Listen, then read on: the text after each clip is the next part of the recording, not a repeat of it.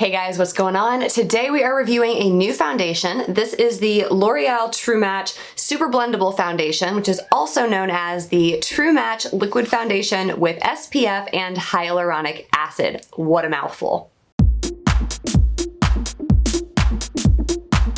So as always with these wear tests, we're looking at a couple of things. We are looking at the consistency of the foundation, the level of coverage, obviously how well it wears, and then we're gonna look at comparable foundations in the same price range and pit them against one another. So I have pre-recorded the wear test for this one, and I'm gonna walk you guys through that right now. So first up, here's the foundation. I purchased this in shade 1.5N Linen. I think if I could do it over again, I would probably just go for the 1.0. I think it's just a titch too dark for me. Here's your consistency test. It was a lot more liquidy than I was anticipating. For some reason, I had it in my head that this was going to be a thick and creamy foundation. Because of how liquidy it was, I decided to apply it with my usual foundation brush. And you can see here the color match isn't too far off. It just, as it kind of wears throughout the day, I do feel like maybe it oxidizes just a little bit, but you'll be able to get a look at that and judge for yourself. I also tested buildability here. I felt like when I first went in with it, I didn't get quite the level of coverage, excuse me, on my chin that I wanted. So I did build it up a little bit and it worked really nicely. You know, sometimes you try to build a foundation and it kind of sits on top of itself instead of blending out particularly well. So it went in really well. It went on really nicely. I felt like I got good coverage on my cheeks where I have those bluish veins and a little bit of redness, although I tend to have more on my chin. I have been using the By Terry Hyaluronic Hydra Powder for setting my makeup recently, and I absolutely love it. So I went in with that over top of this foundation and set my whole face. And here we're gonna give you a quick close-up so you can see what it looks like first on. I do feel like it looked a little heavy here where I'm pointing around the pores and those sort of fine lines around my mouth and those most mobile parts of my face. Heavier than some of the higher end foundations that I wear, but overall, I was impressed with the coverage. I was impressed with the effect. Little dry patch on my nose there. I'm gonna take care of that off camera. And as you can see, it has a very matte finish. This is definitely not gonna be a glowy, radiant foundation. So there's your first timestamp at 8:35. Put on a little bit of makeup over the course of the next 3 hours to come back for the next timestamp at 11:30. Mostly eye makeup. The only thing that I added to my cheeks here was a little bit of the bronzer from the new Wayne Goss Radiance Boosting Face Palette. Here it is. I didn't even contour. I just put in a little bit of that light gold color for a little bit of illumination, but everything else that's on my face is just the foundation and powder you saw me apply. This is the first time I also thought I saw it oxidizing just a tiny bit, which is why I said I would maybe go with the lighter color if I were to buy it again, but overall, it's still pretty good. So this check-in point was impressive to me. Usually at the 3-hour mark, I do feel like I need to oil blot, and I really didn't this time. You can see there hasn't been much change. It looks pretty much the same as it did when it was freshly applied. So after 3 hours for a drugstore foundation, I was pretty pleased with that. So there's just sort of the final look, sort of backed away from the camera. I didn't even oil blot yet because my skin felt so good. Let another 3 hours pass, came back at 2:30. Here you can see the oil production really coming in. Forehead, chin, cheeks, definitely needed to go in with that oil blot sheet. And you can see quite a bit of oil is gonna come off my face at this point. So I'm gonna show you guys that, and then I'm gonna zoom you in here in a second to give you an up close view of how the foundation looks after about 6 hours of wear. I sort of felt like at 6 hours is when I started to notice it looking a bit heavier in those areas that I was worried about when I first applied it. So where I have the larger pores on my cheek, settling in that curve around my nostril, I kind of started to feel like I was losing a little bit of coverage on my chin, and same on the other side of my face, looking a little bit heavy in some spots, looking a little bit like I'm losing coverage in others. So it was definitely starting to shift a little bit at this point if I'm being picky.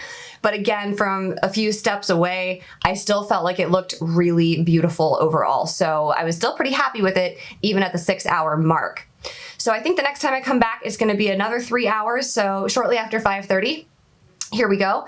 And the oil production is back. I feel like once I kind of start down that slide, it just kind of keeps getting worse throughout the day. And what we're really looking at here is how much more oil did I produce? And once you have that happening, how much is that breaking the foundation down? So you're losing coverage and the wear time is kind of dropping.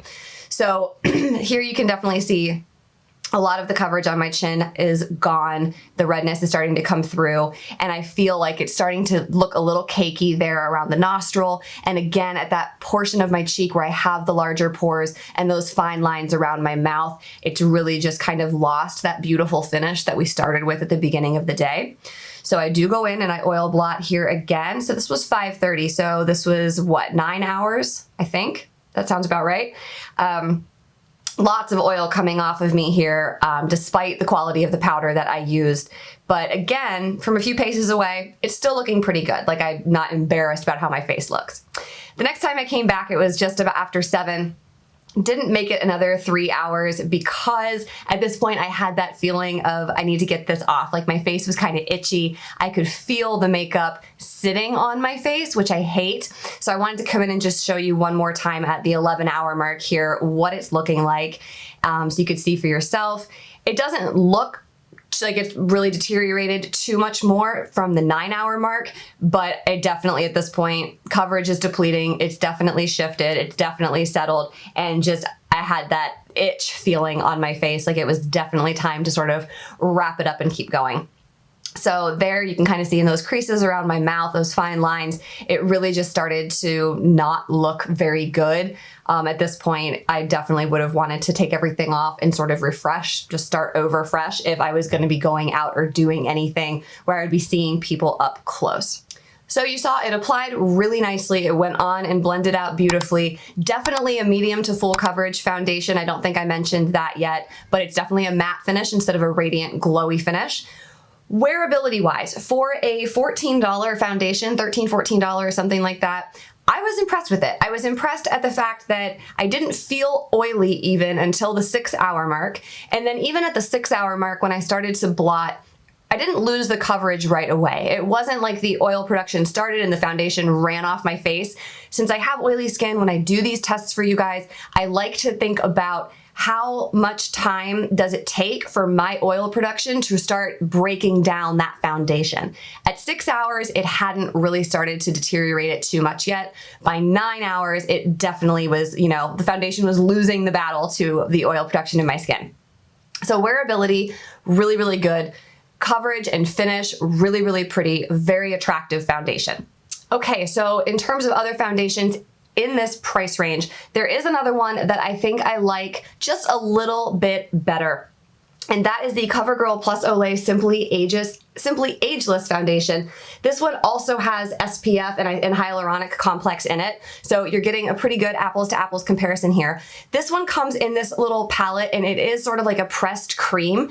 It's thicker. It's definitely creamier than this more liquidy foundation. But something about the way this one feels on my face, I just like it better. It is a few dollars more. I think this one's actually $18 as opposed to the 13 or 14. And it is worth noting that this is your standard 1 ounce bottle, whereas this one you're getting 0.4 ounces, but because of the consistency, you use a lot less of this than you do of this. So that's it, guys. I love it when I find a drugstore foundation that performs really, really well. It's definitely not fair to compare these to like a Dior or something in that price bracket because you're just not going to get the same kind of ingredients. But the fact that we're seeing hyaluronic acid and some of those good for your skin ingredients at a lower price point included in the cosmetics is really, really great. It makes it so much more inclusive for people. So I'm going to provide a link to both of these down below if you want to check either of them out. Thank you so much for watching the video. I hope you found it helpful. I appreciate your viewership so much, and I will see you in my next video. Bye-bye.